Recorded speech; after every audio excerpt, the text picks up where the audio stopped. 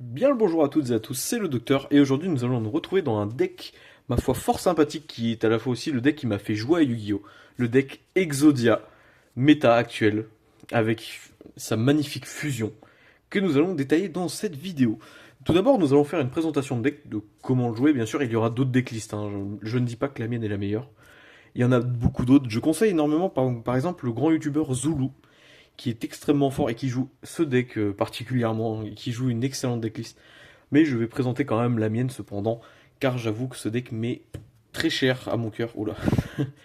Mais voilà. D'abord, nous allons présenter la decklist d'extra deck ainsi que du main deck, et puis nous allons montrer une petite main de combo pour voir comment se joue le deck, ma foi fort sympathique. Tout d'abord, dans le deck, nous jouerons bien sûr, ça ne serait pas drôle, un Exodia complet. Très simple. Vous devez connaître l'effet d'Exodia quand il est au complet dans votre main, vous allez gagner la partie. S'il y a cette sainte partie dans votre main, vous gagnez tout simplement la partie.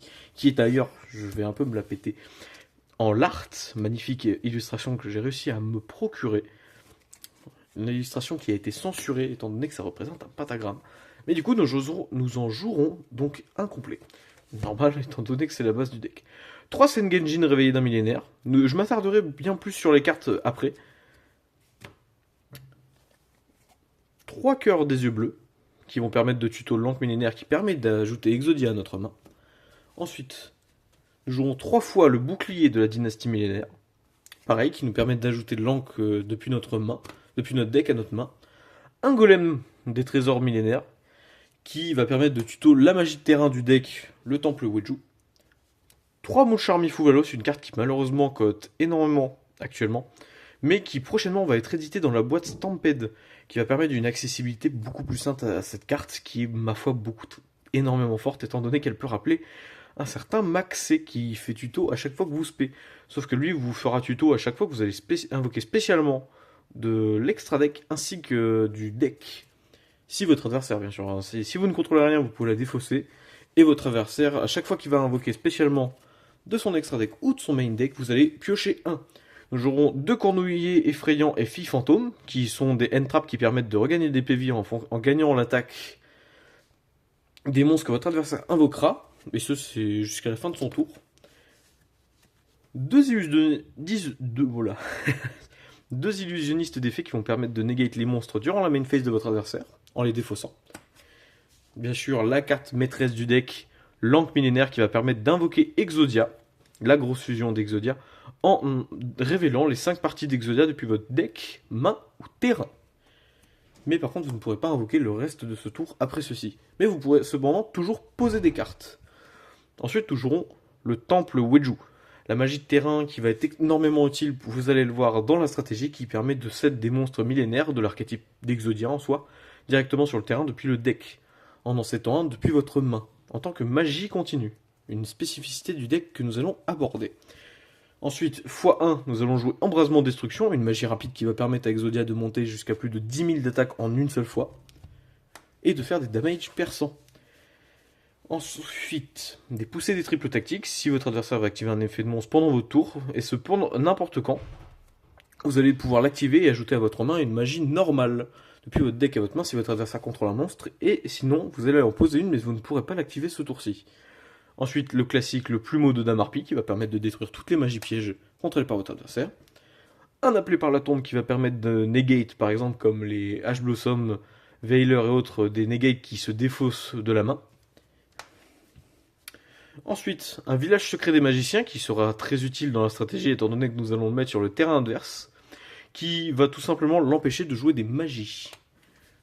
Rotation 7 qui, comme je l'ai dit précédemment, va permettre de mettre le village des magiciens sur le terrain adverse, et quant à nous, de mettre un temple Weju. Ensuite, l'un des boosts majeurs du deck, des super polymérisations, car comme nous allons le voir dans l'extra deck, nous aurons énormément de targets à super poly, qui me permettront de raser le board facilement de l'adversaire.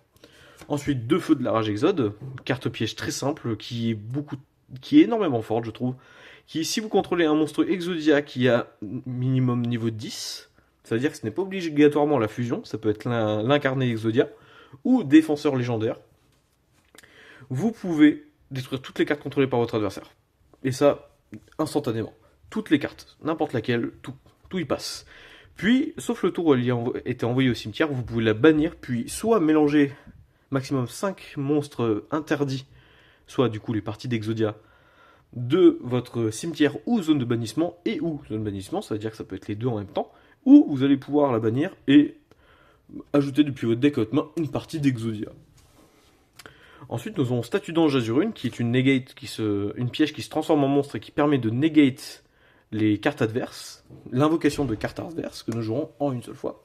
Et bien sûr, pour finir, Infini éphémère, une entrap qui est très connue dans le format, qui permet de negate les effets de monstre en étant soit posé, soit activé de la main si vous ne contrôlez aucune carte. Pour l'extra deck, vous allez voir, c'est très simple. Nous allons jouer 3 Exodia, l'incarné de l'instoppable Exodia, qui est une fusion beaucoup très forte, comme nous allons y venir juste après. Des targets à super poli, Garura, qui permettra de faire des fusions via le board hardvest, comme je l'ai dit précédemment grâce à super poli. Un Phoenix, Chevalier du Cauchemar, qui va permettre de détruire les magies pièges contrôlées par votre adversaire. Espoir Annonciateur, Dragon Titanesque Galactique numéro 38, qui nous permettra d'avoir un énorme monstre en late game grâce à Exodia et Sengenjin, ou même tout simplement 2 Exodia. Une lune du paradis fermée qui va nous donner accès, pas à Finsmith comme dans le format actuel, mais à Goddess of the Underworld, qui vous pourrez utiliser d'abord un monstre grâce à cet effet, puis un autre monstre de l'adversaire. Si vous contrôlez seulement 2 monstres, vous pourrez faire une lien 5 si votre adversaire a un board complet, ce qui est extrêmement fort dans le format. Une target à super poli, Dragostapelia Prédaplante, qui est tout simple, vous pouvez utiliser un monstre fusion, soit Exodia par exemple, ou si vous jouez contre un match-up comme par exemple Forêt Blanche, et un monstre Ténèbres, qui est très joué dans le format Dark, la charmeuse des ténèbres obscures, qui, pareil, dans le format actuel, est énormément de monstres ténèbres, qui est même une excellente carte de base. Un sorcier de Sebec qui nous servira au time, étant donné que nous servirons de son effet pour regagner des PV en attaquant avec Exodia, puis en burnant l'adversaire de 1000, etc. Selene, reine des maîtres magiciens, lien 3 qui permet de respect un monstre magicien, ça peut être très bien être Exodia. Comme je l'ai dit précédemment, déesse des enfers du monde fermé, qui est une excellente carte dans le format, étant donné qu'elle permet de voler les monstres adverses pour faire des liens. Mais en plus, lorsqu'elle arrive, vous allez annuler tous les effets de monstres contrôlés par votre adversaire, et ce, indéfiniment, il me semble, ou jusqu'à la fin de tour, j'ai toujours un doute. Et en plus, vous pourrez annuler un effet qui provient du cimetière une fois par tour de votre adversaire. Boudragon, target à super poli, très simple, 2 monstres de même attribut, mais de types différents. Une licorne, chevalier du cauchemar, pareil que Phoenix, qui va nous permettre tout simplement de piocher une carte, ainsi qu'un lapin silhouette au chapeau qui est extrêmement important dans la stratégie car il va nous permettre de set la statue d'ange Azurune que nous avons vu précédemment. Maintenant nous allons faire un petit ménage, nous allons remélanger ce magnifique deck, incroyablement magnifique, et nous allons commencer à faire une main pour démontrer le gameplay du moins du deck Exodia, l'incarné, la nouvelle fusion que j'adore. J'espère inciter des gens heureusement, qu'est-ce que j'allais dire, à jouer ce deck car c'est un deck qui ne coûte malheureusement pas trop cher et qui me fait un peu de la peine étant donné qu'il a du potentiel car voyez-vous prochainement dans la prochaine boîte qui sortira lorsque sort cette vidéo d'ici 2 mois il me semble, Alliance Insight, nous aurons du support pour Exodia. Ce sera Gaïa, une carte très connue de la licence Yu-Gi-Oh! Qui est aussi de Yugi.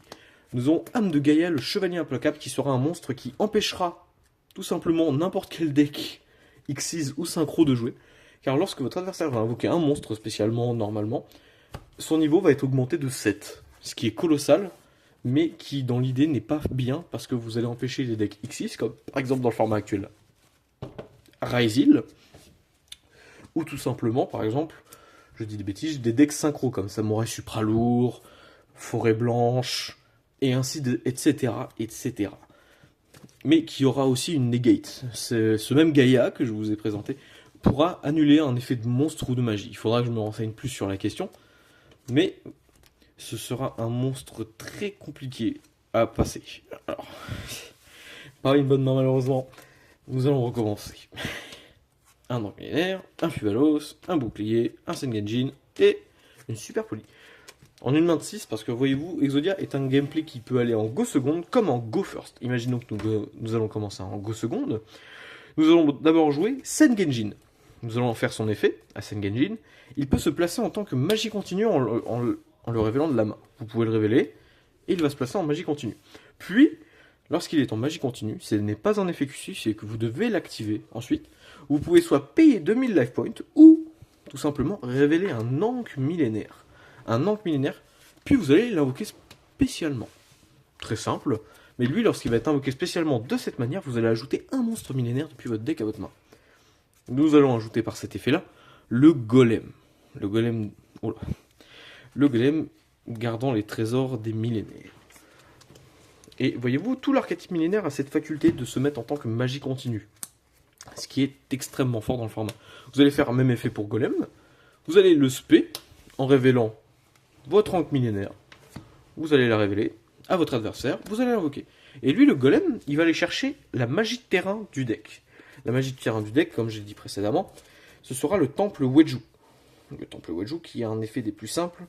Nous allons le voir tout de suite. Le temple Weju. Bien sûr, je pimpe un petit peu en quarter, voyez-vous. Nous allons l'activer. Voilà. Je vais le laisser ici. Comme ça, voilà. C'est pas foufou. Mais nous allons l'activer. Il est un peu hors champ. Malheureusement, il est hors champ. Il est activé en tant que magie de terrain. Logique, étant donné que c'est une magie de terrain. Et nous allons faire son effet. Le temple Weju, il dit quoi? Une fois par tour, vous pouvez placer un monstre de votre main. Soit par exemple, nous allons mettre le bouclier. Depuis notre main. En tant que magie continue. Mais ça peut être n'importe quel monstre. Ça peut très bien être une hache, ça peut être un migrateur dimensionnel, ça peut vraiment être n'importe quoi. Ce n'est pas obligé que ce soit un millénaire. Puis, nous allons poser en tant que magie continue un monstre millénaire depuis notre deck. Et là, qu'allons-nous poser, me direz-vous? Là, c'est ça la question. Mais nous allons poser un Sengenjin qui se réveille d'un millénaire. Sengenjin pour le prochain tour si nous voulons faire pour avancer tout simplement pour le grind. Car lui va nous permettre de repartir si nous avons un autre ankh millénaire dans notre main. Nous allons faire l'effet du bouclier, qui a le même effet, qui va se spé en révélant un ankh millénaire, que nous avons ici, là. Puis nous allons ajouter à notre main un ankh millénaire.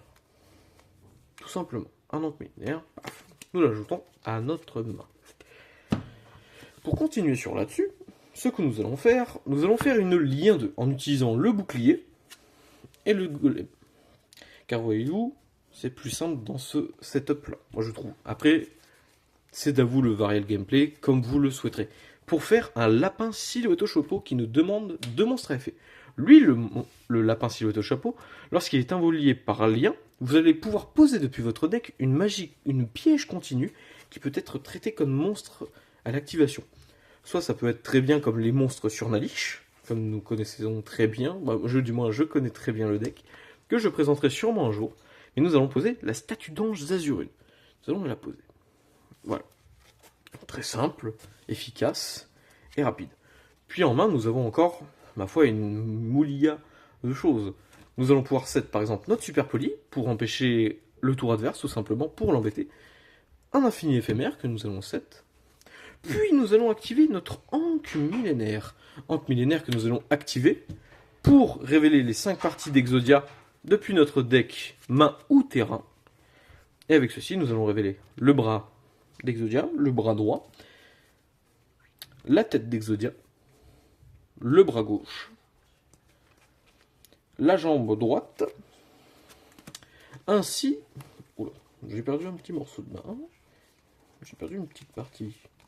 Ainsi que la jambe gauche. Nous allons les révéler à notre adversaire, et ce qu'elle soit sur notre terrain, main ou deck. Vous ne pourrez pas le faire depuis le cimetière. Puis, nous allons invoquer la fusion d'Exodia. Tout simplement, efficacement, gratuitement. Mais nous ne pourrons pas invoquer le reste de ce tour des monstres. Nous ne pourrons pas invoquer. Puis, les monstres qui ne sont pas millénaires que nous contrôlons repartiront dans leur deck. L'ankh millénaire repart dans le deck lorsqu'il est activé et résolu. Tout simplement. Ce qui nous laisse avec un Fluvalos en main et un ankh millénaire pour le prochain tour pour notre petit Sengenjin. Et là, ce que nous pouvons faire, nous allons faire fin de tour. Exodia, il a un effet en fin de tour. Il va pouvoir set depuis le deck une magie piège, destruction ou exode. Et nous allons set Feu de la Rage. Feu de la Rage, comme expliqué précédemment, qui permettra de détruire toutes les cartes contrôlées par notre adversaire. Et aussi, petite spécificité d'Exodia, il va gagner en attaque vos propres PV. Si vous avez 8000 PV, lorsque Exodia va combattre, il va gagner une attaque égale à votre PV. Et ce, pas jusqu'à la fin du tour. Tout le temps. Et cet effet pourra être répété même si par exemple vous faites un cornouiller effrayant qui vous permettra de gagner le PV. Vous pourrez refaire cet effet lorsqu'il va recombattre pour regagner de l'attaque. Et ça, s'il est combattu par l'adversaire ou si c'est vous qui le combattez. C'est du moment qu'il combat. Exodia, il n'est pas destructible par effet de carte, ce qui est par effet de carte de l'adversaire, du moins. Attention, à préciser. Il n'est pas destructible, tout simplement. Il peut annuler une magie piège pendant le tour adverse, ou pendant votre tour, ce qui est extrêmement fort, mais à la fin du tour, vous allez pouvoir set une carte destruction ou exode depuis votre deck, mais par contre, à votre standby phase, Exodia, la fusion, va vous faire perdre 1000 points de vie. Du coup, il est là. Et nous avons d'abord un excellent board. Ce que vous pourrez faire ensuite, pendant la standby de votre adversaire, bon là je l'ai perdu, vous pourrez faire directement une statue d'ange Azurune qui, comme je l'ai dit précédemment, est un monstre est une piège qui va s'invoquer spécialement. Mais lui, la statue d'ange d'Azurine, il a comme effet lorsque votre adversaire va invoquer des monstres, un ou plusieurs monstres, vous pourrez sacrifier une carte monstre piège continu que vous contrôlez. Ça veut dire que vous pourrez très bien sacrifier elle-même, vous pouvez la sacrifier elle-même, mais c'est très important de préciser que c'est des pièges continus. Ça veut dire que vous ne pouvez pas par exemple, Sengenjin, vous ne pouvez pas l'envoyer depuis votre terrain en cimetière. Ça serait beaucoup trop fort, et en plus c'est en zone monstre. Du coup, ça bloque en plus la chose, mais ça permet d'avoir une negate de monstre sur le terrain, une negate de magie sur le terrain aussi. Sur le terrain, vous aurez encore les mains qu'il vous restait. Feu de la rage, étant donné qu'il sera là, nous allons la mettre ici pour plus de précision. Ainsi qu'une superpolisation que nous avons set tout à l'heure. Ce deck est, ma foi, très fort pour pour OTK, pardon, étant donné qu'il est assez bourrin et facile à comprendre. Mais aussi, nous n'avons pas précisé que, par exemple, les monstres millénaires que vous contrôlez, s'ils devaient être détruits par combat ou par effet, vous pourrez les mettre en tant que magie continue grâce au temple Weju, qui permet une protection, par exemple, de Sengenjin s'il devait être détruit au combat. Voilà, voilà. Et bien, ce sera tout pour cette petite vidéo simple. Ça faisait longtemps que j'en ai fait une. J'avoue qu'elle me trottait un peu dans la tête, mais j'ai redécouvert ce deck récemment. Si vous avez des decks à proposer, n'hésitez surtout pas. J'en serais au contraire très ravi, car voyez-vous, je ne pense pas rester dans le format méta, car voyez-vous, j'ai fait une vidéo la dernière fois sur le deck Rising Mitsurugi, et même en faisant la vidéo, et même après l'avoir faite, je n'ai pas apprécié l'affaire. J'avoue qu'en plus j'ai fait pas mal d'erreurs, ce qui m'a, j'avoue, un peu, comment dire, remis en question. Du coup, je suis retourné grâce à un ami sur le deck d'Exodia, car voyez-vous, j'avais un exemplaire il y a fort longtemps, mais je ne me le suis fait dérober par des vilains voyous. Mais voilà, si vous avez des decks à proposer, n'hésitez surtout pas. Je pense faire une vidéo sur le deck Roi Ancien prochainement, comme je le promets depuis bien trop longtemps. Ou Dogmatica en prochain, qui est en construction, et que je vais devoir apprendre les combos pour savoir faire un bon board Dogmatica, qui nous fera une magnifique vidéo, je pense. Et peut-être un jour, nous ferons le deck Branded, un deck très connu et apprécié de la communauté, qui, je pense, moi aussi, va me plaire, étant donné que je connais un peu le lore. Je me passionne surtout sur le lore des cartes en elles-mêmes. Mais voilà. Surtout, n'hésitez pas, abonnez-vous, partagez la vidéo, faites ce que vous voulez, lâchez un petit commentaire, j'y répondrai bien sûr, s'il y a besoin de précision. Sur ce, merci à vous d'avoir regardé, et passez une excellente journée.